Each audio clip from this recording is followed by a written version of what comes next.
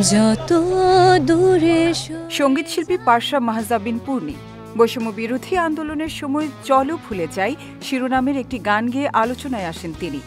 শুধু গানই নয়, অভিনয়েও নজর কেড়েছেন পারসা। সম্প্রতি ঘুমপড়ি নামক ওয়েব ফিল্মে তানজিন তিশা ও প্রীতমের সঙ্গে অভিনয় করেছেন তিনি। বর্তমানে শোবিজ অঙ্গনে বেশ পরিচিত নাম পারসা। সম্প্রতি এক সাক্ষাৎকারে নিজের ব্যক্তিগত ও পেশাগত জীবন নিয়ে খোলামেলা আলোচনা করেছেন পারসা। সাক্ষাৎকারের একটি অংশে তাকে বলা হয়, গুগলে তার সম্পর্কে সবচেয়ে বেশি যা যা অনুসন্ধান করা হয় তার মধ্যে অন্যতম তার নামের অর্থ। পারসা নামের অর্থ কি? এমন প্রশ্নের জবাবে পারসা জানান, তার পুরো নাম পারসা মাহজাবিন পূর্ণি। পারসা নামের অর্থ হল পবিত্র বা বিশুদ্ধ, আর ফরাসি ভাষায় এর অর্থ ছোট ফুল। পড়াশোনা প্রসঙ্গে তিনি বলেন, আমি নর্থ সাউথ বিশ্ববিদ্যালয়ে আন্তর্জাতিক ব্যবসায় পড়ছি। বর্তমানে 7ম সেমিস্টারে আছি।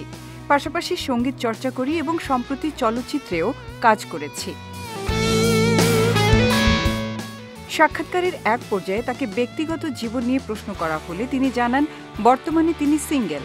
তবে সবচেয়ে আলোচিত প্রশ্ন ছিল পারসা মাহজাবিনের সুগার ড্যাডি সংক্রান্ত। এ প্রসঙ্গে পারসা রসিকতা করে বলেন, আমি আসলে সুগার মাম্মি হওয়ার যোগ্য, সুগার ড্যাডি দরকার নেই।